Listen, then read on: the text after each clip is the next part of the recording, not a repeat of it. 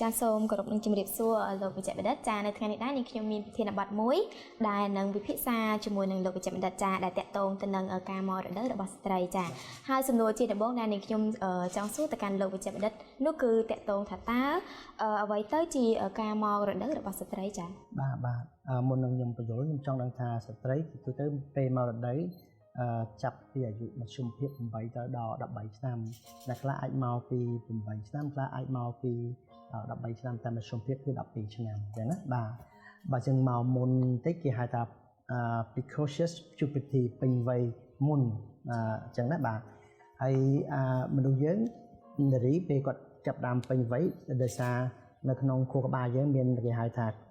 ខួរក្បាលមួយចំណែកគេហៅ hypothalamus ហ្នឹងគឺគាត់នឹងបង្កើតអរម៉ូនមួយគេហៅ GnRH gonadotropin releasing hormone អាហ្នឹងគាត់នឹងបញ្ជា pituitary gland ដែលខួរក្បាលមួយដុំមួយទៀតនៅក្នុងខួរក្បាលយើងដែរមួយតំបន់មួយទៀតហ្នឹងគាត់នឹងបង្កើត hormone 2មួយទៀតគេហៅ LH ហើយនិង FSH hormone 2ហ្នឹងគឺបញ្ជាធ្វើឲ្យយើងចាប់បានពេញវ័យ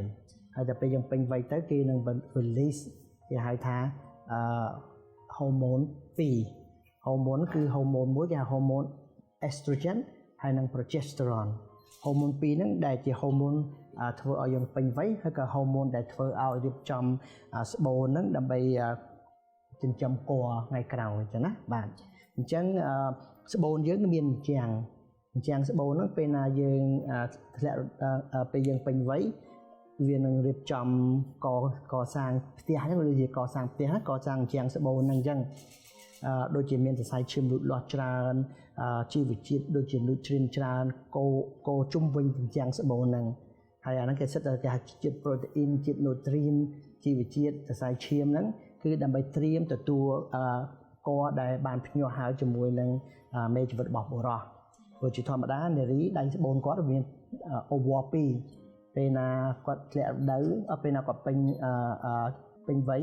បាទមេជីវិតហ្នឹងគាត់នឹងធ្លាក់ពេលធ្លាក់ទៅគាត់នឹងចាប់over គាត់មានដៃខាងក្រោមមានដៃឲ្យចាប់ទៅបញ្ជូនមកដៃ over ហ្នឹងណាបាទមកបញ្ជូនមកដៃស្បូនហ្នឹងអញ្ចឹងបើយើងមានរូមភេទអីទៅពងហ្នឹងនឹងចាប់ផ្ដើមភ្ញាស់ជាមួយគ្នាហើយនឹងហែមកវិញដើម្បីមកបង្កើតផ្ទះបញ្ជាប់នឹងជាងស្បូនហ្នឹងហើយចាប់ដើមមានផ្ទៃពោះអញ្ចឹងណាបាទអញ្ចឹងបើសិនជាយើងអត់មានផ្ទៃពោះទេអញ្ចឹងចិញ្ចៀនហ្នឹងនឹងចាប់ផ្ដើមលបើកចេញវិញគឺលបកពេលលបកហ្នឹងគឺថាសាច់ដុំយើងធាក់ទាញអញ្ចឹងធ្វើឲ្យសរសៃឈាមហ្នឹងវាលបោចេញមកអញ្ចឹងវាធ្លាក់ចេញអញ្ចឹងហ្នឹងមកតែកើតដោយសារសិតតែជីវជាតិសរសៃឈាម protein nutrient ទាំងអស់ហ្នឹងអញ្ចឹងអាហ្នឹងគេហៅថារ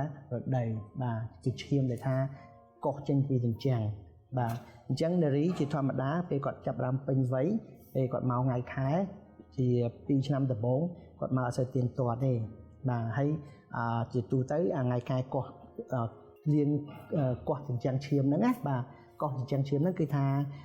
អ្នកខ្លះទៅ2ថ្ងៃគឺអស់ហើយអ្នកខ្លះទៅដល់7ថ្ងៃអស់ប៉ុន្តែមធ្យមភាពគឺ5ទៅដល់7ថ្ងៃមធ្យមភាពណាគឺនឹងលាបអស់ហើយនារីគេថាពេលហ្នឹងនារីគឺមហាអនាម័យស្អាតបំផុតពេលណាថ្ងៃខែហើយក្នុងជីវិតនារីក្នុងមួយខែនារីដែលពេលអនាម័យជាងគេបំផុតគឺពេលបន្ទាប់ពីថ្ងៃខែហើយអញ្ចឹងណាបាទពេលគាត់មានរដូវជាទូទៅក្នុងពេលមុនប្រហែលថ្ងៃមានរដូវបន្ទាប់មានរដូវមកមុនមួយថ្ងៃភាគច្រើននារីតែងតែមានអារម្មណ៍ប្រែប្រួលអារម្មណ៍ជួនកាលទៅស្មុគស្មាញអារម្មណ៍មួម៉ៅអារម្មណ៍អត់សូវ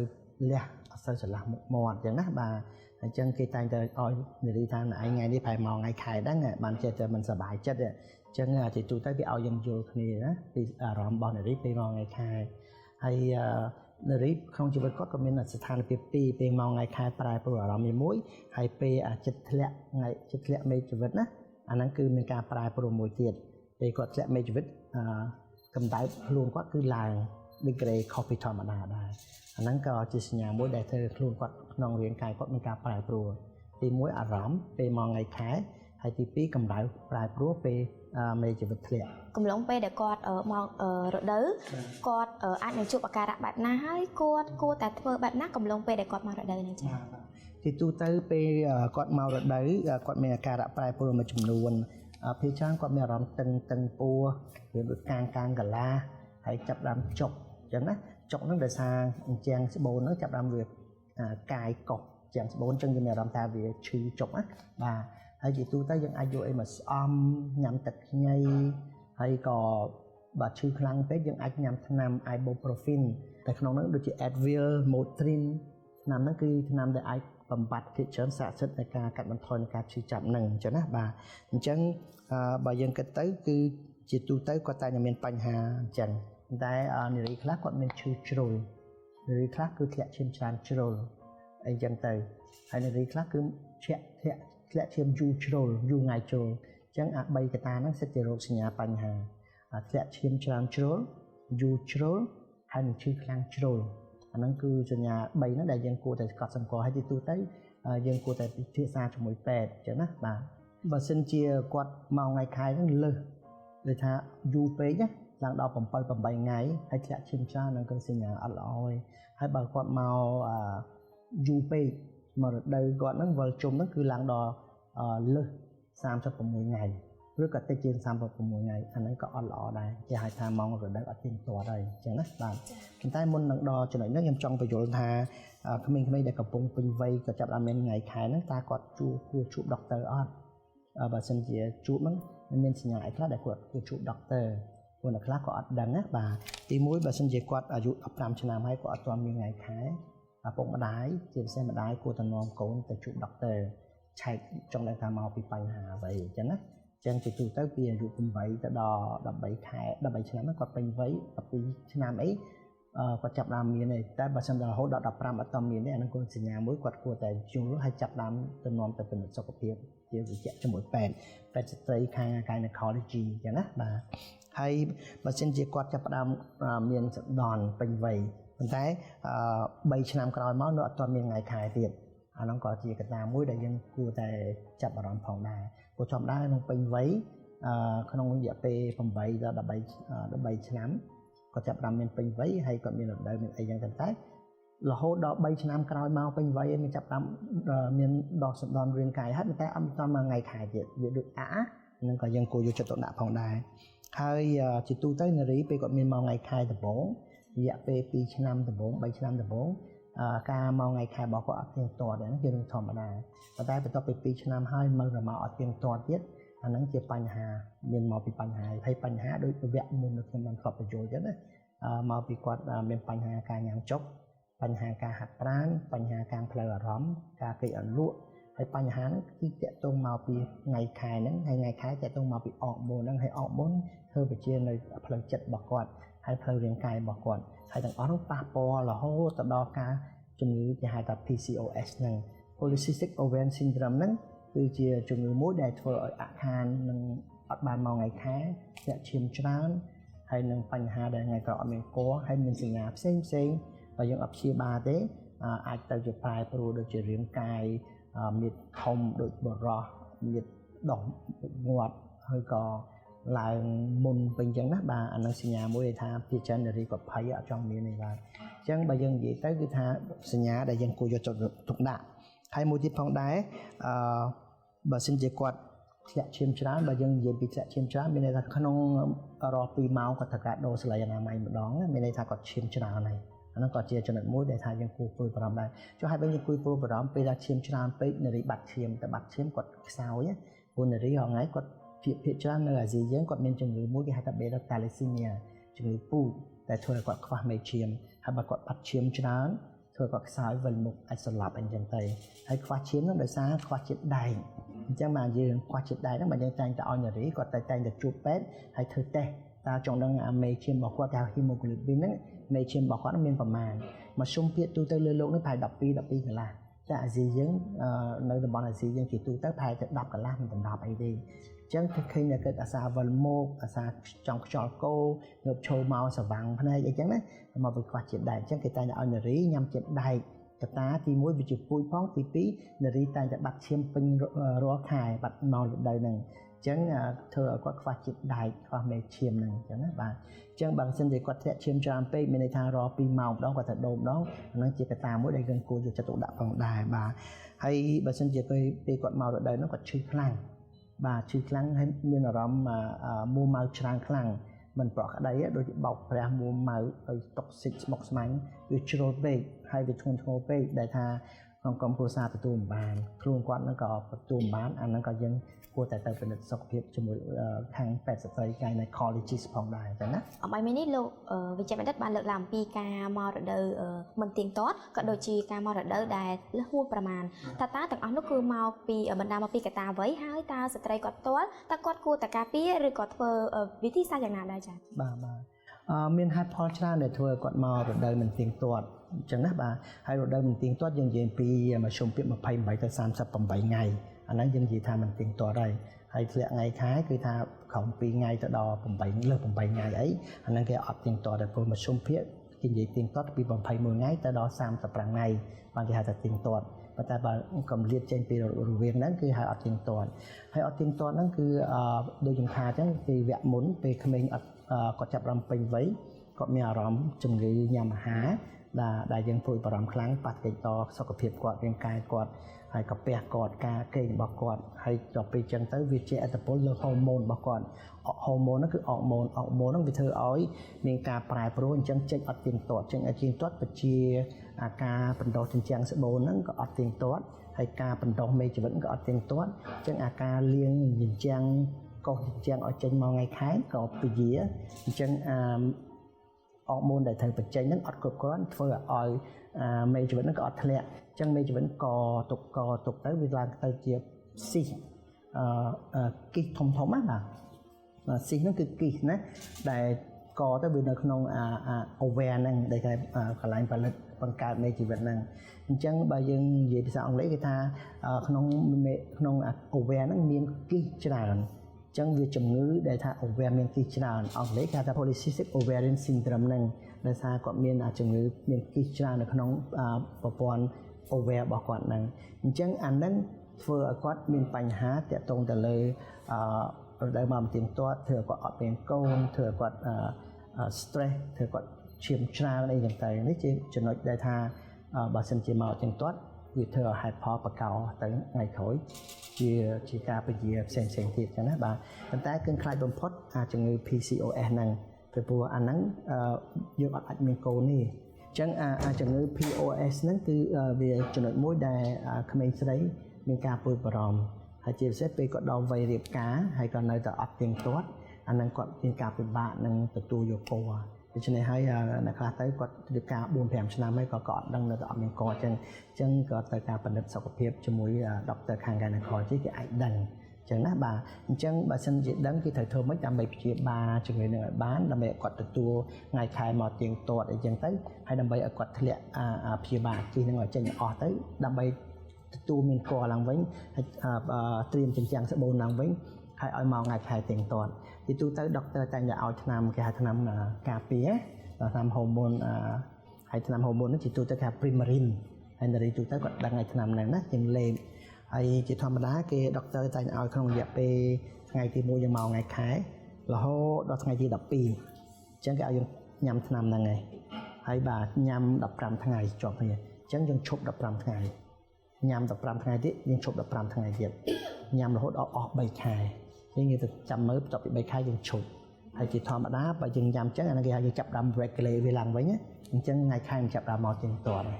បើអត់ទេយើងញ៉ាំបន្តទៀតអញ្ចឹងយើងចាប់ដើមរាប់ពីថ្ងៃទី12អញ្ចឹងថ្ងៃទី1ធ្លាក់ថ្ងៃខែថ្ងៃទី1ហើយធ្លាក់អស់4ទៅ5ថ្ងៃអស់ហើយយើងនឹងរាប់បន្តទៀតថ្ងៃទី10ប្រាក់លើថាថ្ងៃទី1យើងចាប់ដើមថ្ងៃខែទី2ទី3ទី4ទី5យើងថាអស់ទី6ទី7ទី8ទី9រហូតដល់12យើងញ៉ាំថ្នាំអកមកហ្នឹងហើយញ៉ាំ15ថ្ងៃរាប់ពី12ទៅ15ថ្ងៃហើយយើងឈប់15ថ្ងៃហើយយើងញ៉ាំ15ថ្ងៃទៀតឈប់15ថ្ងៃទៀត3ខែទៀតនិយាយទូទៅហូម៉ូនហ្នឹងវាចាប់តាម regulate ឡើងវិញជាធម្មតាដល់ពេលឡើងវិញធម្មតាជាទូទៅគឺ28ថ្ងៃហើយគាត់មកទៀងទាត់វិញចឹងណាប៉ុន្តែអ្នកខ្លះគាត់អត់ដឹងទេគាត់ដឹងគាត់ទៅពេទ្យចឹងគាត់មានអត់ដែរខ្វល់ទេឡើយរវល់រស់ស៊ីផងធ្វើការផងមើលកូនផងគាត់នៅតែប្រឈមបញ្ហាហ្នឹងដល់ពេលថ្ងៃណាគាត់ទៅមើលពេទ្យទៅគេបញ្យល់ឲ្យថ្នាំទៅគាត់បានហើយគេឲ្យថ្នាំវីតាមីនមួយទៀត flaxseed oil ដែលជួយ stimulate ហូម៉ូនយើងឲ្យដើរស្រួលហ្នឹងជាមួយនឹងថ្នាំហូម៉ូនដែលយើងផឹកហ្នឹងគេតែឲ្យវីតាមីនហ្នឹងជាមួយគ្នាចឹងណាគេហៅ flaxseed oil ដើម្បីជួយជំរុញហូម៉ូនឲ្យដើរស្រួល ចាចុះសម្រាប់ស្ត្រីដែលគាត់មានការមករដូវមុនថ្ងៃអាចនឹង4ឬក៏5ថ្ងៃឬក៏1សប្តាហ៍មុនតើនោះគឺជាវាមានផលប៉ះពាល់ដែរឬទេលោកវិជ្ជបណ្ឌិត បើសិនជាគាត់មកមុនអាហ្នឹងមានន័យថាវាអត់ទៀងទាត់ទេវាជាប់កត្តាអត់ទៀងទាត់ទេព្រោះជាទូទៅនារីថ្ងៃខែរបស់គាត់ខុសៗគ្នាប៉ុន្តែបើចំពោះបុគ្គលណាមួយគាត់មកថ្ងៃណាអត់សូវខុសគ្នាក្នុងវិញ្ញាណហ្នឹងឯងបើមួយខែមករដូវគាត់គេមកជុំរបស់គាត់ពីថ្ងៃទី1ដល់ថ្ងៃចុងក្រោយណាអាហ្នឹងគេមករដូវគេហើយជាធម្មតាបើយើងថ្ងៃទី1រាប់ទៅដល់ថ្ងៃទី28គាត់មកម្ដងទៀតអាហ្នឹងមកជុំរបស់គាត់ហើយអញ្ចឹងរាល់ជុំហ្នឹងគឺវាត្រូវទៀងទាត់អញ្ចឹងបើសិនថ្ងៃណាមួយអកខានមកពជាអាហ្នឹងវាមកពីស្អីទៅណាយើងឆែកជាមួយវិជ្ជបណ្ឌិតទៀតប៉ុន្តែដល់ពជាបាត់មួយខែ2ខែអាហ្នឹងយើងសង្ស័យជួនកាលមកពីបញ្ហា polycystic ជួនកាលមកពីបញ្ហាអារម្មណ៍យើង mood swing យើងអខាននៃការបញ្ចេញអរម៉ូនហ្នឹងឬក៏ការបញ្ចេញមេជីវិតហ្នឹងឬក៏មកពីអារម្មណ៍ stress អីផ្សេងទៀតអញ្ចឹងយើងរងចាំមើលប៉ុន្តែជួនកាលបើយើងមានការរួមភេទឬការថ្មីថ្មោងយើងអាចសង្ស័យថាយើងអាចមានផ្ទៃពោះហើយអញ្ចឹងណាបាទហើយនារីមានផ្ទៃពោះមិនមែនចាំតែធ្លាក់ថ្ងៃខែបើមានទេនារីខ្លះគឺពេញវ័យមិនដែលតន់ធ្លាក់ថ្ងៃខែក៏មានផ្ទៃពោះដែរគឺថាឥឡូវក្មេងយូរតាមដល់10ឆ្នាំគាត់មានថ្ងៃមានគាត់អត់តមានរដូវតែគាត់ពេញវ័យហើយតែពេញវ័យគឺអាអរម៉ូនពី estrogen និង progesterone ហ្នឹងដែលថាត្រៀបចំចិញ្ចាំងស្បូនគាត់ឲ្យត្រៀមដើម្បីទទួលមេជីវិតហ្នឹងគាត់បានធ្វើហើយមេជីវិតបានធ្លាក់មកហើយដល់ពេលគាត់ចែកដនគេរំលោភឬក៏មានគ្រួសារអញ្ចឹងអីទៅឧទាហរណ៍ណាអញ្ចឹងគាត់អាចមានកហើយអត់ដែលមានរដូវសោះអញ្ចឹងណាបាទអញ្ចឹងអ្នកខ្លះឆ្ងល់ថាហេតុអ្វីក្មេងមិនដែលមានរដូវមានកបាទដោយសារអញ្ចឹងបាទអញ្ចឹងជាទូទៅពេលណាគាត់មករដូវទៀងទាត់យើងអាចដឹងហើយដោយសារប្រចាំខែគាត់កត់ទុកក្នុងគាត់ហើយយើងបាច់ចាំកត់ទុកដល់ថ្ងៃទេយើងកត់ទុករាល់ពី3រដូវសាកមើលទៅយើងដឹងថាទៀងទាត់ហើយអញ្ចឹងណាចាហើយសម្រាប់កំឡុងពេលដែលស្ត្រីមករដូវចំពោះតេតតងទៅនឹងការថែទាំសុខភាពផ្ទាល់ខ្លួនរបស់គាត់វិញថាតើគាត់គួរសម្អាតខ្លួនក៏ដូចជាថែទាំសុខភាពរបស់គាត់ទាំងការញ៉ាំចុកទាំងអនាម័យផ្ទាល់ខ្លួនហ្នឹងយ៉ាងដូចម្ដេចខ្លះចាលោកអាហ្នឹងជាពោះនារីទូទៅមិនថាមករដូវទេអាហ្នឹងជាទូទៅ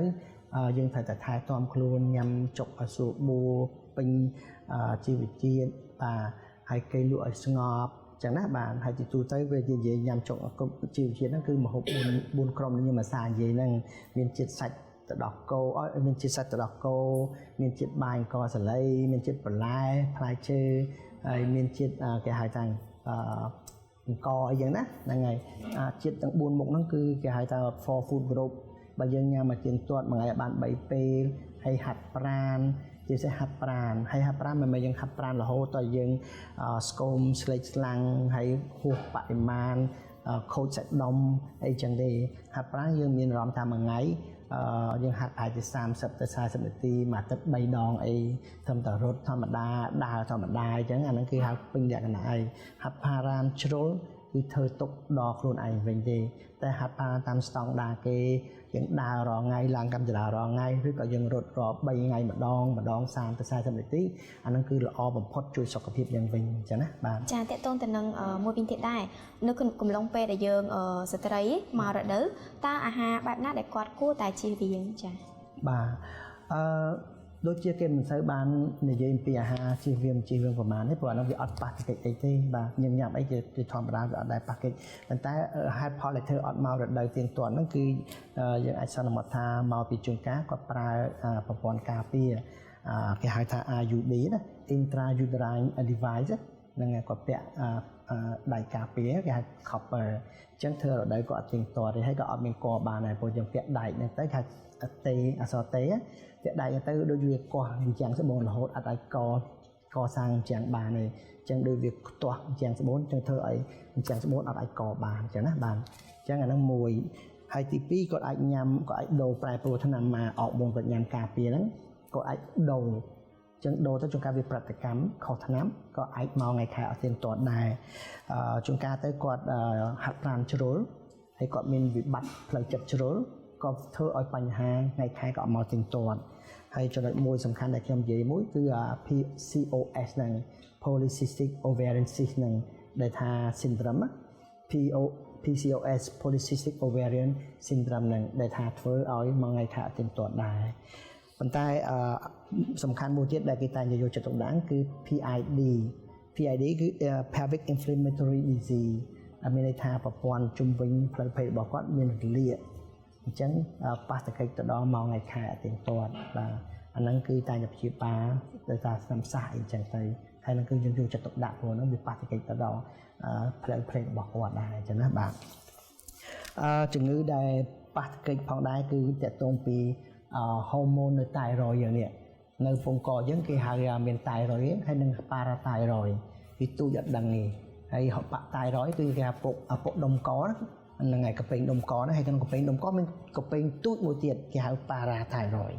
អញ្ចឹងពីរហ្នឹងគឺបង្កើតហូម៉ូនគេហៅថា TSH ហ្នឹងហើយជួនកាលបើយើងមាន hyperthyroidism មានតែចេញអុកម៉ូនច្រើនពេកឬក៏ hypothyroidism ចេញអុកម៉ូនតិចពេកក៏ប៉ះទង្គិចនឹងការ regulate អុកម៉ូនយើងក៏ប៉ះទង្គិចនឹងម៉ោងថ្ងៃខែអត់ទៀងទាត់ដែរអញ្ចឹងពេលគេឆែកនារីដែលម៉ោងថ្ងៃខែទៀងទាត់ហ្នឹងគេតែតែឆែកពីរហ្នឹងហើយជាពិសេសបាទនារីដែលមានជំងឺ PCOS ហ្នឹងវាភាគច្រើនមកពីហូម៉ូនហ្នឹងឬក៏មកពីហូម៉ូនពងកហ្នឹងវាអត់គ្រប់គ្រាន់លើសឬក៏ខ្វះអញ្ចឹងណាបាទហើយបើយើងអាចកត់សម្គាល់មួយទៀតផងដែរជួនកាលយើងអាចមានតែគេហៅ uterine fibroid និយាយថាវាដុះសាច់ដូចស្វាមនៅជាប់ជញ្ជាំងស្បូននៅក្រៅស្បូននោះហ្នឹងអាហ្នឹងធ្វើឲ្យយើងធ្លាក់ឈាមញឹកញាប់ឈាមមកអត់ទៀងទាត់ថ្ងៃខែមកទៀងទាត់ក៏អាហ្នឹងក៏យើងមិនអាចមានកដែរហើយក៏ធ្វើរដូវអត់ទៀងទាត់ដែរអញ្ចឹងនៅស្រុកអាមេរិកនៅស្រុកខ្មែរអីសម្បូរមានដែរហើយនារីភាគច្រើនអត់មានកពេលរៀបការហើយដោយសារហ្នឹងដល់ពេលយើងទៅពេទ្យទៅគេខាង gynecologist គេកោសចេញទៅគេកោសចេញស្អាតទៅអាហ្នឹងយើងអាចមានថ្ងៃខែទៀងទាត់អាចចាំងស្បូននឹងបណ្ដោះឡើងវិញស្រួលបួរនឹងគេអាចមានកឡើងវិញមានមកថ្ងៃខែទៀងទាត់មកវិញបាទអាហ្នឹងគេហៅថា uterine fibroid ចឹងណាបាទការដុះសាច់នៅជញ្ជាំងស្បូនហ្នឹងតែមិនមែនជា cancer ទេបាទហើយជួនកាលពីទៅគាត់ថាចាំងស្បូនគាត់មានសាឡាដូចថាគាត់វះកាត់អីច្រើនដងទៅមានសាឡាអញ្ចឹងវាជាប់គ្នាអញ្ចឹងទៅអាហ្នឹងក៏ប៉ះទង្គិចដែរហើយប៉ុន្តែមានជំងឺមួយទៀតដែលថាគាត់ហៅថា premature ovarian failure មានថាគាត់មានជំងឺមួយដែលថាគាត់ឈប់មានថ្ងៃខែហ្មងគឺថ្ងៃខែគាត់ឈប់មកទៀងទាត់គាត់ឈប់ហ្មងក្រោមអាយុ40បាទអាហ្នឹងក៏ធ្លាប់មានកើតឡើងមកដែរអញ្ចឹងកត្តាដែលធ្វើឲ្យថ្ងៃខែមកមិនទៀងទាត់ឈាមមិនធាក់ច្រើនធាក់តិចហ្នឹងគឺមកពី4-10ចំណុចហ្នឹងឯងអញ្ចឹងណាបាទអាចនិយាយថាមកពីរលាកប្រព័ន្ធផ្លូវភេទរបស់គាត់ហ្នឹងអាចមកពីប្រើប្រាស់ប្រព័ន្ធការពារអាចមកពីដូរថ្នាំផឹកថ្នាំការពារអាចមកពីការដុសសាច់នឹងចាំងស្បូនអាចមកពីមានជំងឺឈប់មកថ្ងៃខែដែលក្រោមអាយុ40បាទហើយក៏អាចមានការដុសស្លាកដុសធ្លាប់តបាយអញ្ចឹងវាដុសសាច់ណាបាទអញ្ចឹងទៅធ្វើឲ្យមានស្លាកអញ្ចឹងក៏បញ្ហាដែរទាំងអស់នេះគឺសិតជាបញ្ហាដែលយើងអាចសន្មតថាប៉ះទង្គិចទៅដល់ថ្ងៃខែទៀងទាត់ហើយសំខាន់ជាងគេគឺជំងឺ2ជំងឺ PCOS ហើយជំងឺ hypo ហើយនិង hyperthyroid មានន័យថាអរម៉ូនចេញតិចឬចេញច្រើនពីបំពង់កយ៉ាងនេះហើយយើងអាចធ្វើតេស្តបានយើងដឹងមើលនៅក្នុងតេស្ត result យើងអាចដឹងមើលថាលវាខ្ពស់ឬក៏ទាបអញ្ចឹងណាបាទចាមួយវិញទៀតតកតងទៅនឹងឈាមពណ៌ឈាមរដូវរបស់ស្ត្រីអាចបញ្ជាក់អំពីសុខភាពរបស់គាត់ដែរឬក៏យ៉ាងណាចាបើជួនកាលឈាមយើងអាចដឹងហើយវាខាប់ហើយវាមកតិចជួនកាលខ្មៅជួនកាលក្រហមអញ្ចឹងនឹងអាស្រ័យទៅលើជញ្ជាំងការយើងកត់ជញ្ជាំងលើស្បូនហ្នឹងណាបាទជួនកាលទៅពេលវាកុសមកត្រឹមត្រូវទៅមករដូវស្បូនទៅវាលាងកុសមកស្អាតអញ្ចឹងទៅឈាមនឹងធ្លាក់ធម្មតាប៉ុន្តែបើយើងធ្លាក់ឈាមខ្លះវាមិនមែនមកពីស្បូនហ្នឹងទេវាមកចាំងស្បូននេះធ្លាក់ឈាមមកពីកត្តាផ្សេងទៀតដូចថាធ្លាក់L នៅលេខឈាមជាពិសេសគឺចំពោះនារីដែលថាគាត់មានតបៅអីផ្សេងបាទដូចជាតបៅក្បាលស្បូននេះអញ្ចឹងអាហ្នឹងក៏ជាបញ្ហាមួយឈាមដែរអាចច្រឡំជាមួយនឹងធ្លាក់ថ្ងៃខែអញ្ចឹងវាការឈាមខុសគ្នាតែយើងទៅពិនិត្យឈាមខ្លះវាមានក្លិនទៀតអញ្ចឹងដល់យើងក៏ជួការចិត្តទុកដាក់ផងដែរហើយបើឈាមមានក្លិនហើយពណ៌កម្ៅឬប្លែកអីចឹងអាហ្នឹងយើងក៏ទៅតាមបានបាទចាហើយចំពោះដែរស្ត្រីដែលគាត់អាយុក្រោម40គាត់ អស់រដូវគឺត្រូវតែគ្មានកូនអញ្ចឹងមែនទេតា គាត់អស់រដូវអាហ្នឹងយូរប្រុសគេថាទឹកកាមដែលថាមានមេជីវិតក្នុងហ្នឹងគឺរហូតដល់ស្លាប់នៅតែមាននៅបកកកើតបច្ចេកនារីគាត់ចាប់ផ្ដើមមានផ្ទៃពោះមកជីវិតតាំងពីក្នុងពោះមានមេជីវិតតែប្រមាណគេរាប់ប្រមាណ10000ទេអញ្ចឹងណាអញ្ចឹងបើមួយថ្ងៃចេញមួយខែចេញមួយខែចេញមួយវាដល់កំណត់វាត្រូវអស់មកជុំភាគអាយុតាម54 60អីគឺអស់ហើយផុតហើយអត់មានអរម៉ូនអត់មានមេជីវិតទៀតទេគឺ run out ហ្មងអស់ហ្មងអញ្ចឹងណាតែតែអ្នកខ្លះទៀតគឺគាត់ចាប់ដើមអស់ពីក្មេងទៀតបាទហើយបើអស់ហើយមានថាអត់មានកូនទៀតទេព្រោះអត់មានមេជីវិតចេញទៀតទេអត់មានមេជីវិតអស់ថ្ងៃខែអត់មានអីទៀតទេអញ្ចឹងពេលគាត់អស់ថ្ងៃខែពេលអាយុ50ជាងនោះក៏ចាប់ផ្ដើមមានអារម្មណ៍មកអត់ទៀងទាត់ដែរអញ្ចឹងអត់មកទៀងទាត់ជាងការវាក្មេងពេញវ័យតែចាប់5ពេញវ័យចាប់ដើមមក1ឆ្នាំ2ឆ្នាំដំបូងអត់មកទៀងទាត់ហើយនារីចិត្តមានថ្ងៃចិត្តផុតរដូវចិត្តឈប់មានរដូវអាហ្នឹងក៏គាត់អត់ទៀងទាត់ដែរអញ្ចឹងទាំងពីរហ្នឹងសិតមានសញ្ញាដូចគ្នាពេលគាត់មកអត់ទៀងទាត់ហ្នឹងគឺនារីចាប់ផ្ដើមអត់មកទៀងទាត់ហើយចាប់ដើមអខានហើយចាប់ដើមមានអារម្មណ៍ប្លែកខាងខ្លួនហើយជាទូទៅគាត់ដឹងហើយអាហ្នឹងគឺគាត់អស់មេជីវិតហើយអស់មេជីវិតគឺគាត់អស់ហូម៉ូនបញ្ចេញដើម្បីរៀបចំប្រព័ន្ធស្ត្រីរបស់គាត់ហ្នឹងអញ្ចឹង estrogen ក៏កាត់ថយ progesterone ក៏កាត់បន្ថយមេជីវិតក៏អស់អញ្ចឹងគាត់អស់ថ្ងៃខែអញ្ចឹងនារីដែលអស់ថ្ងៃខែគាត់មានឱកាសកើតរោគជំងឺផ្សេងទៀតដែលធ្វើឲ្យប៉ះទិចដល់ការជំងឺ osteoporosis ជំងឺពុកឆ្អឹងអញ្ចឹងគេតែអនារីហ្នឹងគឺតែងតែញ៉ាំថ្នាំការពារថ្នាំមិនថ្នាំការពារដើម្បីឲ្យទប់ពុកឆ្អឹងហ្នឹងតែកុំឲ្យគាត់មួម៉ៅកុំឲ្យគាត់ឆេវឆាវគាត់អត់មានអារម្មណ៍ក្តៅមុខក្តៅមាត់គាត់ដូច flash red flash ណាមានក្តៅកាហាយមានអារម្មណ៍ឆេវឆាវមានអារម្មណ៍មួម៉ៅហើយទ្វារមាសរបស់គាត់មានអារម្មណ៍ស្ងួតអីចឹងទៅហាក់បីដូចជាកាត់បាត់ភាពទន់ភ្លន់ជានារីអញ្ចឹងនារីទូទៅពេលអស់រដូវហ្នឹងគេតែងតែឲ្យថ្នាំគាត់អរម៉ូនផឹកដែលមានជាតិ estrogen និង progesterone ហ្នឹងអរម៉ូនហ្នឹងគេទូទៅគេហៅ Premarin ហ្នឹងឯងណាអញ្ចឹងគាត់ញ៉ាំជាប្រចាំគាត់មានគេហៅមានភាពសើមឡើងវិញចាប់ផ្ដើមមានគេហៅភាពទន់ភ្លន់ឡើងវិញហើយគេបើសិនជានិយាយទៅគេស្ថានភាពរបស់នារីរបស់គាត់អាចថិតថេរឡើងវិញប៉ុន្តែមិនមែនថាគាត់មានរដូវឡើងវិញទេអញ្ចឹងណាបាទហើយគាត់អត់សូវមួម៉ៅគាត់អត់សូវឆេវឆាវគាត់អត់សូវក្តៅមុខក្តៅមាត់ហើយម្យ៉ាងទៀតឆ្អឹងរបស់គាត់អាចជួយការពារឡើងវិញអត់សូវពុកអញ្ចឹងណាបាទចាអញ្ចឹងបកមកក្រៅបន្តិចតកតងទៅនឹងឈាមរដូវហ្នឹងគឺវាមានសារៈសំខាន់ដែរឬយ៉ាងណាបើសិនជាអ្នកខ្លះគាត់អ្នកខ្លះគេនិយាយថាស្បៀនេះអញ្ចឹងណាគាត់អត់ចង់ឲ្យមានខែថ្ងៃអីចឹងទេគាត់ចង់ខ្លាយទៅជាបរិសុទ្ធប៉ុន្តែពេលដែលគាត់អត់មានខែថ្ងៃហ្នឹងតើវាប៉ះពាល់ដល់សុខភាពគាត់តែម្យ៉ាងឬក៏យ៉ាងណាទៀតដែរចាលោកបញ្ជាក់ចំពោះនារីដែលថាគាត់ចង់ធ្វើជាបរិសុទ្ធហើយពីច្រើនគាត់អត់ចង់មានមួយខែទេអញ្ចឹងទីច្រើនគាត់ញ៉ាំហូម៉ូនប្រុសtestosterone អញ្ចឹងគាត់ញ៉ាំ testosterone ទៅគាត់បាត់ថ្ងៃខែគាត់បាត់ការដោះសណ្ដានរីករូបរាងស្ត្រីកន្លែងតាគៀកន្លែងស្អីផ្សេងៗគាត់ចាប់ផ្ដើមប្រែប្រួលហើយជួនកាលគាត់ញ៉ាំច្រើនទៅចាប់ផ្ដើមដោះពមាត់សន្លេងចាប់ផ្ដើមប្រែប្រួលអញ្ចឹងទៅអញ្ចឹងដូចជាមនុស្សស្រីដល់ពេលគាត់អស់ហូម៉ូនទៅគាត់ខ្លាចទៅដូចជាមនុស្សប្រុសអញ្ចឹងណាគាត់មានឆេវឆាវកាចមើងម៉ាត់អីចឹងទៅប៉ុន្តែបើសិនជាគាត់ញ៉ាំជាតិ testosterone ថែមទៀតវាទៅជាមិនធម្មតាដូររាងកាយគាត់ទៀតអញ្ចឹងណាបាទអញ្ចឹងបាននារីភាគច្រើនហើយយើងឃើញនៅប្រទេសថៃសម្បូរដែរណាបាទប្រទេសជាជឿនលឿនគេអាចអនុគ្រោះឲ្យទទួលស្គាល់បានយើងឃើញនារីដែលគាត់ខ្លាចទៅជាបរិសុទ្ធទៅគាត់ស្ទើរតែចង់ដូចបរិសុទ្ធដែរហើយពេលគាត់ភាគច្រើនគាត់ត្រូវតែញ៉ាំថ្នាំ testosterone ហ្នឹងជាប្រចាំអញ្ចឹងណាបាទហើយបរិសុទ្ធដែលទៅខ្លាយកែខ្លួនទៅជានារីហ្នឹងគាត់ត្រូវញ៉ាំថ្នាំ estrogen ហ្នឹងជាប្រចាំថ្នាំ estrogen និង progesterone ហ្នឹងដែលអរម៉ូនរបស់ស្ត្រីអញ្ចឹងណាបាទហើយគាត់ញ៉ាំយូររៀងរាល់ថ្ងៃទៅគាត់ប្រែខ្លួនគាត់ទៅជាស្ត្រីហើយអញ្ចឹងណាបាទតាំងទុនខ្លួនអេយ៉ាបត់រាងកាយការគិតអីទាំងអស់ហ្នឹងវាប្រែប្រួលទៅតាមហ្នឹងបាទចានេះខ្ញុំឆ្ងល់មួយតកតងទៅនឹងដៃស្បូនរបស់ស្ត្រីគឺមានសងខាងចុះប្រសិនបើឈាមរដូវរបស់គាត់នៅទាំងសងខាងទេចាដៃស្បូនទាំងសងខាងតែឈាមរដូវរបស់គាត់នៅក្នុងយើងមានគេហៅថា fibroid មានពីរសងខាងដែលជាដៃហ្នឹងបាទត្រូលនៅខាងក្រោម ovary ពីលើអញ្ចឹង ovary គឺជាមេកន្លែងបង្កើតមេជីវិតជាពងបង្កើតមេជីវិតអញ្ចឹងណាហើយបានមានពងពីរហ្នឹងហើយបានមានដៃស្បូនប៉ុន្តែមកជាប់ តនឹងខ្លួនស្បូនមិនមានក្នុងហ្នឹងមានប្រហោងមួយគេហៅក្នុងហ្នឹងគឺមកសងខាងគឺចិញ្ចាំងស្បូនអញ្ចឹងវាទប់ចេះមកហើយអញ្ចឹងខ្លួនពីរទប់ចេះមកចិញ្ចាំងស្បូនហើយដៃស្បូនហើយចុងដៃស្បូនមាននៃបង្កើតជីវិតរបស់ស្ត្រីហ្នឹងគេហៅ aware ហើយខាងក្រោមហ្នឹងមាន fibroid ហ្នឹងណាដែលថាចាប់មកយកពងហ្នឹងបញ្ជូនតាមដៃស្បូនហ្នឹងចឹងណាបាទចាំបើក្នុងករណីដែលគាត់ធ្វើមានប៉ះពាល់ដល់សុខភាពហើយគាត់ធ្វើការកាត់ដៃស្បូនមកចំហៀងតើឈាមរដូវរបស់គាត់មានផលប៉ះពាល់ដែរឬក៏យ៉ាងណាអត់ទេព្រោះគាត់ឈាមរដូវអត់ពាក់ព័ន្ធនឹងការដៃស្បូនអីទេឈាមរដូវពាក់ព័ន្ធនឹងអរម៉ូនហើយអរម៉ូននៅដំណើរការ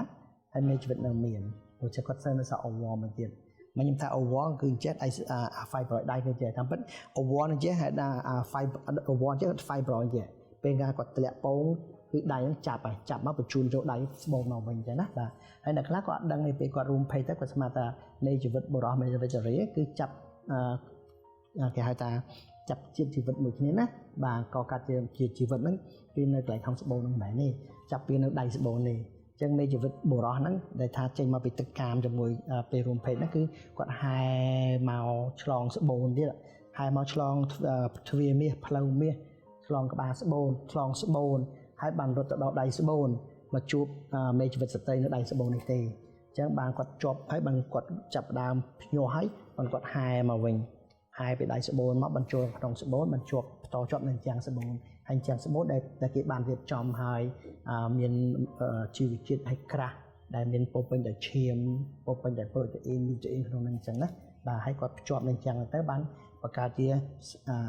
វូមកសោមគេហៅថាខ្មែរអញ្ចឹងចាហើយនឹងខ្ញុំឆ្ងល់មួយទៀតដែរតើតើនៅកំឡុងពេលដែលស្ត្រីគាត់មករដូវតើគាត់អាចធ្វើការរួមភេទបានដែរទេបើសិនជាបានតើមានផលប៉ះពាល់យ៉ាងណាខ្លះចំពោះកត្តាមួយនឹងចាពេលនេះមករដូវអាចរួមភេទបានដែរនារីខ្លះគាត់ចូលចិត្តរួមភេទពេលមករដូវទៀតបាទព្រោះវាមានអារម្មណ៍ផ្សេងប្លែកហើយវា excite និយាយរួមទៅនារីមួយចំនួនគាត់ពេលមករដូវគាត់មានអារម្មណ៍គេអារម្មណ៍សើចជ្រួលខ្លាំងបាទហើយពេលហ្នឹងគាត់ចូលចិត្តរួមភេទអ្នកខ្លះទៅក៏អត់ចូលចិត្តគាត់ខ្មាស់អៀនប៉ុន្តែនារីខ្លះក៏អត់ខ្មាស់អៀនគាត់ចូលចិត្តបាទពីព្រោះពេលហ្នឹងគឺគាត់មានអារម្មណ៍ខ្ពស់ពេលមករដូវហ្នឹងណាបាទហើយប៉ុន្តែបុរសខ្លះក៏អត់ចូលចិត្តគាត់ខ្ពើមតែបុរសខ្លះគាត់មានអារម្មណ៍ចូលចិត្តហ្មងពេលហ្នឹងបាទអញ្ចឹងអាស្រ័យទៅលើអារម្មណ៍បុគ្គលនឹងបុគ្គលទេប៉ុន្តែពេលមករដូវមិនមែនថាគាត់អត់មានអារម្មណ៍ទេហើយក៏មិនមែនថាវាស្មូកគ្រោកដែរគ្រាន់តែថាយើងមើលទៅវាស្មូកគ្រោកវាឈាមដែលថាតាមពិតគឺចិញ្ចាំងស្បូនដែលកោសចេញទេអញ្ចឹងណាបាទអញ្ចឹងប៉ុន្តែពេលហ្នឹងអារម្មណ៍នារីគឺមានខ្លាំងអញ្ចឹងនារីខ្លះគាត់ចូលចិត្តរួមភេទនៅពេលកំពុងធ្លាក់រដូវហ្នឹងហើយបុរសខ្លះក៏គាត់ចូលចិត្តបុរសគាត់ខ្ពើមបើអត់ព្រមទេគាត់គិតថាអត់អនាម័យអញ្ចឹងគាត់ចាំរងចាំដល់ពេលថ្ងៃដែលគាត់អនាម័យបំផុតក្នុងខ្លួនគាត់គឺពេលណាផុតរដូវដូចយើងនិយាយថាឥឡូវថ្ងៃទី1ទី2ទី3ទី4ទី5ក៏ផុតថ្ងៃទី6រហូតទៅហ្នឹងគឺអនាម័យដល់ថ្ងៃទី14អីនោះបាទហើយជាធម្មតានារីដែលមកថ្ងៃទីទាត់ថ្ងៃទី14ហ្នឹងគឺមេជីវិតធ្លាក់មកហើយអញ្ចឹងណាបាទហើយបើមេជីវិតធ្លាក់មកថ្ងៃទី14គាត់អាចបន្តទៅ3ថ្ងៃអញ្ចឹងបើយើងរួមភេទគាត់ឲ្យចាំមេជីវិតអាចចាំដល់3ថ្ងៃអញ្ចឹងគាត់អាចជួបគ្នាក៏គាត់មានផ្ទៃខ្លួនដែរប៉ុន្តែបើយើងរួមភេទ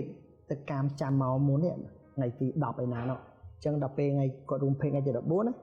ក៏ជួបគ្នាដែរអញ្ចឹងក៏មានអញ្ចឹងគេឲ្យប្រយ័ត្នណាកំឡុងពេលមុនក្រោយ3 4ថ្ងៃហ្នឹងបាទប៉ុន្តែក្នុងកំឡុងពេលពីផុតថ្ងៃខែរហូតដល់ថ្ងៃចិត្តមករដូវចិត្តចាក់ពងនៃជីវិតហ្នឹងគេហៅថាថ្ងៃដែលនារីពោពេញអនាម័យបំផុតចាចុះប្រសិនបើគាត់រួមភេទកំឡុងពេលដែលស្ត្រីមករដូវហ្នឹងតើគាត់អាចមានគាត់ដែរទេចាអត់ទេពីព្រោះពេលហ្នឹងមេជីវិតអត់ទាន់ធ្លាក់មកទេព្រោះបើយើងរួមភេទទឹកកាមមកក៏នៅជីវិតទឹកកាមរស់បានយូរដែរទឹកកាមរស់តាមស្តង់ដារគេគឺត្រឹមតែ48ម៉ោងតាមខ្ញុំដឹងគឺ2ថ្ងៃហ្នឹងបាទខ្ញុំច្រឡំតិចមួយ48ម៉ោងមួយ72ម៉ោងមិនដឹងថាមេជីវិតបុរសមេជីវិតនារីបាទផ្ទុយគ្នាកន្លែងហ្នឹងមួយអញ្ចឹងអាចចាំគ្នាអញ្ចឹងបើសិនជាក្នុងឡុងពេលមេជីវិតនារីធ្លាក់មកថ្ងៃទី14ហើយបើសិនជាយើងចង់ចាំពី2ដល់3ថ្ងៃអញ្ចឹងបើយើងរួមភេទថ្ងៃទី1ទី2ទី3ថ្ងៃខែហ្នឹងអញ្ចឹងមេជីវិតទាំងពីរសងខាងអាចរងចាំបានទេវាផុតជីវិតអស់ហើយគឺវាយូរថ្ងៃពេកអញ្ចឹងណាព្រោះមេជីវិតនារីបុរសគឺបាន12ដល់3ថ្ងៃទេចាំ ចាក៏ប៉ុន្តែ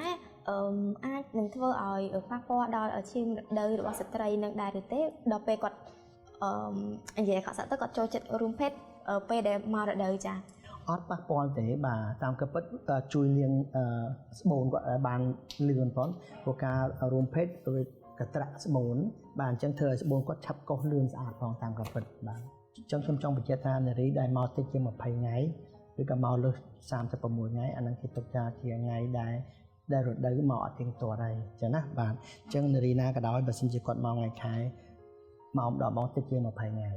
ឬក៏មកម្ដងច្រើនជាង36ថ្ងៃអានឹងគឺមានបញ្ហាមិនទៀងទាត់ហើយបើយើងយល់ល្អយើងគួរតែសិក្សាទៅជួបពេទ្យហើយទៅជួបពេទ្យគេតែងតែ regulate ឡើងវិញ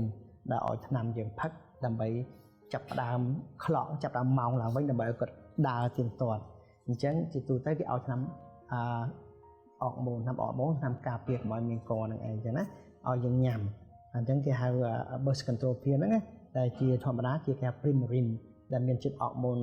estrogen និង progesterone នៅក្នុងហ្នឹងដើម្បីចាប់ផ្ដើម regulate clock ម៉ោងយើងឲ្យដើរឡើងវិញអញ្ចឹងរាល់ដងគេចាំរហូតដល់ថ្ងៃទី12ពេលរាប់ថ្ងៃទី1យើងមករដូវយើងរាប់ដល់12ថ្ងៃយើងចាប់ញ៉ាំថ្នាំហ្នឹងឯង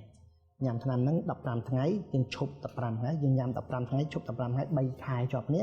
អាហ្នឹងយើងឈប់ទៅយើងចាំរងមើលតើវាមកទៀតតវិញអត់បើអត់មកយើងធ្វើម្ដងទៀតអញ្ចឹងទៀត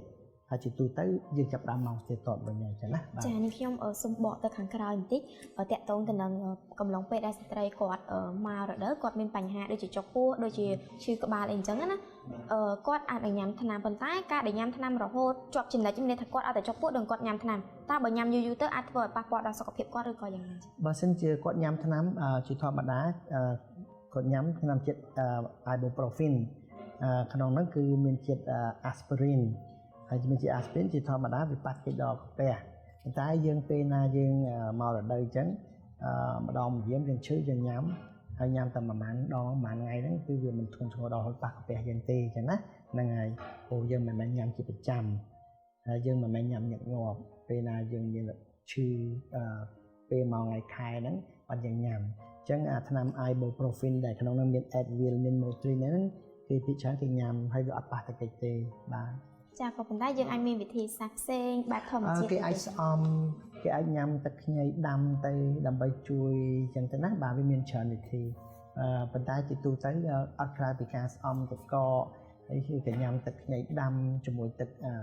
មួយជីអញ្ចឹងទៅបាទដាក់ទឹកខ្មុំតិចៗអញ្ចឹងទៅហើយក៏ស្អំទឹកអីអញ្ចឹងទៅអាហ្នឹងវិធីជួយជាទូទៅបាទចាហើយមួយវិញទៀតនោះតកតងទៅនឹងឈាមរដូវដែរស្ត្រីខ្លះគាត់ជួបបញ្ហារដូវរបស់គាត់ហ្នឹងគេហៅថាធ្លាក់ជាកកជាដុំឈាមតើអាដុំឈាមហ្នឹងវាបណ្ដាលមកពីអ្វីដែរចាអាហ្នឹងជាធម្មតាព្រោះជាងហ្នឹងយើងកោសមកវាមកទាំងដុំខ្លះមកវារាយអញ្ចឹងទៅជារឿងធម្មតាទេមិនដែរអត់ជាបញ្ហាបាទព្រោះឈាមធ្លាក់មកជួនកាលវាកោសមកវាអត់ទាន់ធ្លាក់អត់ធ្លាប់ធ្លាក់វាគេហៅ coagulated ចាប់តាមដុំឈាមទៅទុកយូរវាដុំហើយអញ្ចឹងឈាមខ្លះវាកោសភ្លាមធ្លាក់កោសភ្លាមធ្លាក់ឈាមខ្លះវាកោសមកវាអត់ទាន់ធ្លាក់ទេដោយសារស្ទះក្បាលស្បូនអីទៅអញ្ចឹងវាទុកយូរទៅវាចាប់តាមកកហើយតែកកហ្នឹងគេ coagulation វាចាប់តាម coagulate ចាប់តាមដុំអញ្ចឹងយកពេលវាធ្លាក់មកជួនកាលវាទៅដុំក៏មានដែរប៉ុន្តែឈាមតែដូចគ្នាតែមួយទេអញ្ចឹងណាក្មួយបានសួរថាតើពេលមករដូវហ្នឹងហើយរដូវមកមិនទៀងទាត់ហ្នឹងយើងធ្វើម៉េចដើម្បីជួយខ្លះឲ្យពិបាកដល់ខ្លួនយើងណាគេតែងតែឲ្យនារីតែងតែញ៉ាំនៅទៀងទាត់ញ៉ាំគ្រប់ចំនួនម្ហូប4មុខហើយកុំឲ្យញ៉ាំរបស់ដែលមានខ្លាញ់ច្រើនជាពិសេសរបស់មានខ្លាញ់ណាហើយញ៉ាំហើយមានការហាត់ប្រាណតែកុំឲ្យហាត់ប្រាណជ្រុលព្រោះតែហាត់ប្រាណជ្រុលវាធ្វើឲ្យអរម៉ូនហ្នឹង regulate អត់ទៀងទាត់ទៀតហើយអញ្ចឹងណាបាទអ្នកខ្លះហាត់ប្រាណរហូតទាល់តែខ្សោះហើយអកខានដល់ការបញ្ចេញហើយនឹង regulate ហូម៉ូនរបស់យើងអញ្ចឹងហាត់ប្រាណដើម្បីសុខភាពដើម្បីកាយសម្បទានរបស់យើងហើយញ៉ាំចុកមកសមរម្យកុំឲ្យគេហៅដល់រហូតមានជំងឺanorexia nervosa bulimia nervosa ដែលយើងអត់ញ៉ាំរហូតទៅធ្វើឲ្យយើងស្គមរីងរៃធ្វើឲ្យយើងប៉ះទៅដល់ផ្លូវអារម្មណ៍ផ្លូវចិត្តហើយរហូតដល់ផ្លូវអារម្មណ៍ផ្លូវចិត្តធ្វើឲ្យយើងគេឲ្យលក់ធ្វើយើង stress ធ្វើយើង stress ធ្វើយើងប៉ះទៅដល់អរម៉ូនយើងអត់ចេញស្រួលបួលទៅធ្វើឲ្យយើងកើតមេជីវិតយើងអត់ធ្លាក់យូរទៅក៏យើងមានជំងឺ PCOS polycystic ovarian syndrome ដែលយូរទៅធ្វើយើងអត់មានកហើយធ្វើថ្ងៃខែអត់ធ្លាក់ធ្វើអត់ទៀងទាត់ហើយធ្លាក់ច្រើនចឹងណាបាទហើយចំពោះថ្ងៃខែដែលធ្លាក់មិនធ្លាក់ខុសប្រក់ក្តីគឺច្រើនជាង7ថ្ងៃអានេះគេហៅជាច្រើនជាង7ឬ8ថ្ងៃអានេះគេហៅថាមិនប្រក់ក្តីហើយវាជាធម្មតាគឺប្រហែល3ទៅ5ថ្ងៃចឹងណា3ទៅ5ថ្ងៃអស់ហើយតែ7ថ្ងៃបើលើស7ថ្ងៃជុំ8ថ្ងៃជាធម្មតាវាច្រើនជ្រុលហើយចឹងណាចំពោះស្ត្រីជាទូទៅគឺតែងតែឲ្យគាត់ញ៉ាំគ្រប់គ្រាន់គេងស្រួលបួរកុំឲ្យ stress ច្រើនពេកបាទហើយហាត់ប្រាណឲ្យបានទៀងទាត់ហើយញ៉ាំអ្វីៗក៏ដោយកាត់បន្ថយរបស់ខ្លាញ់ហើយឥឡូវយើងឃើញក្មេងស្រីច្រើនណារបស់ខ្លាញ់ជៀនខ្លាញ់បំពងខ្លាញ់អីទាំងអស់ជាពិសេសម្ហូបដែលលក់តាមចាំផ្លូវសម្បូររបស់គេហៅអាំងរបស់ខ្លោចហើយសម្បូររបស់ទឹកម្សៅលាយពណ៌ហើយរបស់នឹងបំពងខ្លាញ់ហើយខ្លាញ់ហ្នឹងខ្លាញ់ trans fat ទៀតតែខ្លាញ់មិនល្អចំពោះសុខភាពធ្វើឲ្យប៉ះទង្គិចដល់ហូម៉ូនអរម៉ូនរបស់គាត់ធ្វើឲ្យគាត់ឡើងដល់ជាតិ cholesterol ខ្លាំងរហូតដល់ប៉ះទង្គិចដល់បេះដូងធ្វើឲ្យគាត់មានទឹកនោមផ្អែមហើយធ្វើឲ្យគាត់នឹងមកថ្ងៃខែទៀងទាត់ទាំងអស់នេះគឺការញ៉ាំចុករបស់គាត់ហ្នឹងឯងហើយភាពខ្លាញ់នេះប៉ះទង្គិចធ្ងន់ធ្ងរច្រើនជាពិសេសខ្លាញ់មិនល្អខ្លាញ់ប៉ះទង្គិចដល់សុខភាពរបស់គាត់ហ្នឹងជាដែលយើងឆែកមើលទៅអាចរហូតដល់គាំងបេះដូងក៏ខ្លាញ់វាមានពីរប្រភេទអញ្ចឹងខ្លាញ់ក្នុងឈាមគេមើលពីរណាមួយ cholesterol ខ្លាញ់ក្នុងសរសៃឈាមមួយ triglyceride ខ្លាញ់ដែលថាអោបរុំបេះដូងអញ្ចឹងគេប្រយ័ត្នណាខ្លាញ់រុំបេះដូងនេះធ្វើឲ្យយើងកាត់ខាត់គេហៅថា heart attack ព្រោះធម្មតាសរសៃឈាមយើងវាសរសៃឈាមគឺឈាមហ្នឹងគឺមានរត់ចេញចូលឈាមតែបើយើងញ៉ាំរបស់ខ្លាញ់ច្រើនខ្លាញ់វាកកក្នុងទៅយកឈាមហ្នឹងកកយូរទៅវាបិទទៅយកឈាមជួយអត់ចេញទៅយកឈាមតូចឡើងហើយដល់ពេលយើងអត់ហាត់ប្រាណទៅយកឈាមវាកកនៅហ្នឹងណាហើយដល់ពេលយើងជួយចិត្តញ៉ាំប្រៃទៀតអ្នកខ្លះពេលយើងញ៉ាំប្រៃទៅទៅយកឈាមវាបឺតទឹកចូលក្នុងទៅយកឈាមទៀតដល់ពេលបឺតទឹកចូលយកឈាមចឹងសម្ពាធឈាមទៅធាក់វាខ្លាំងទៅដើមទៀតប៉ុន្តែធាក់ខ្លាំងតែយកនេះវាចិត្តអៀតចឹងសម្ពាធធាក់ហ្នឹងដោយសារទឹកបូមចូលមកពីការញ៉ាំប្រៃព្រោះជាតិប្រៃវាតាក់ទាញទឹកអញ្ចឹងតាក់ទាញទឹកធ្វើឲ្យទឹកហ្នឹងហើយនឹងឈាមហ្នឹងវាកើនចឹងទៅយកយើងនេះវារត់ឲ្យកើតចឹងវាស្ទះដល់ពេលខំធាក់ឡើងពេកជួនកាលវាដាច់សរសៃឈាមឬក៏វាលហែកសរសៃឈាមចឹងបើមិនវាស្ទះនៅក្នុងកន្លែងសរសៃអោបបេះដូងហ្នឹងណាអាហ្នឹងគេហៅថា heart attack គាំងបេះដូងហើយប៉ុន្តែបើមិនវាស្ទះទៅលើសរសៃខួរក្បាលអាហ្នឹងហៅ stroke បាទអញ្ចឹងណាប៉ុន្តែជួនកាលវាអត់នៅក្នុងសរសៃខួរក្បាលទេវានៅគេហៅថារត់តាមសរសៃខួរបាទហើយវាទៅជាស្ទះយូរទៅវាអត់ស្ទះរហូតដល់គាំងទៅវាចិត្តតែប៉ោងដូចបាឡូនអញ្ចឹងដូចពីប៉ោងអញ្ចឹងហើយថ្ងៃណាមួយវាបែកអាហ្នឹងគេហៅ aneurysm ដល់ពេលបែកហ្នឹងអាហ្នឹងយើងចាប់តាមឈឺក្បាលខ្លាំងហើយមិនដឹងថាឈឺក្បាលរហូតហើយយើងអត់ដឹងទេចេះតែហេតុអីចេះឈឺក្បាលដល់ថ្ងៃមួយឈឺខ្លាំងមែនតើវាលហែកសរសៃឈាមហ្នឹងគឺ aneurysm ហ្នឹងវា break អញ្ចឹងគាត់ស្លាប់ហើយសុខខ្មែរសម្បូរកើតដែរអញ្ចឹងដល់ពេលយើងឈឺក្បាលមិនប្រក្រតីឈឺក្បាលញឹកញាប់ហើយធ្ងន់ធ្ងរយើងអាសាតែឲ្យគេមើលថត X-ray មើលអញ្ចឹងណាបាទធ្វើ MRI អញ្ចឹងទៅដើម្បីចង់ដឹងមើលតើវាមានកន្លែងណាអត់បើមិនយើងវា aneurysm យើងឃើញហើយកកម្ដុំអញ្ចឹងទៅហើយខួរក្បាលយើងហឹងផតចូលតិចទៅអាហ្នឹងថ្ងៃមុននោះបុគ្គលិកខាងពុករបស់បុគ្គលិកយើងក៏គាត់ទៅខូចមួយដែរដោយសារ aneurysm ហ្នឹងឯងអញ្ចឹងណាអញ្ចឹងភាគច្រើននៅក្មេងៗនេះការញ៉ាំចុកយើងញ៉ាំប្រៃស្រុកខ្មែរញ៉ាំម្ហូបផ្អាប់ដូចជាប្រហុកត្រីងៀតម៉ាំទាំងអស់សិលរបស់ប្រៃហើយដល់ពេលយើងហូបរបស់ប្រៃចឹងឈាមទៅយកឈាមហ្នឹងវាបៀតចិត្តបៀតតែមានប្រៃក្នុងវាបឺតទឹកចូលហើយតែបឺតទឹកចូលសរសៃឈាមហ្នឹងធ្លាប់តែទឹករត់ធម្មតាឥឡូវទឹកវាណែនទឹកវាណែនទាំងវាធាក់អញ្ចឹងសម្ពាធធាក់ហ្នឹងវាខ្លាំងចឹងមកគេសម្ពាធឈាមឡើងមិនមែនឈាមឡើងទេសម្ពាធវាធាក់ហ្នឹងវាខ្លាំងប៉ុន្តែទៅយកយើងវាមានខ្លាញ់កកក្នុងហ្នឹងពីមុនវាកកដែរតែវាអត់មានឈាមច្រើនទេទឹកវាអត់សូវច្រើនទេអញ្ចឹងវាអាចរត់ទៅបង្ខំបានតែឥឡូវដល់យើងញ៉ាំប្រៃទៅវាបឺតជាតិទឹកចូលមកអញ្ចឹងវាធាក់អត់កើតវាធាក់រហូតដល់លហែកទៅស្ទះបដ ாய் អាហ្នឹងហើយបានគេយើងហៅថាឡើងឈាមអញ្ចឹងណាបាទហើយដល់គាំងកន្លែងណាមួយជាពិសេសគាំងនៅបេះដូងគេហៅថា heart attack ហ្នឹង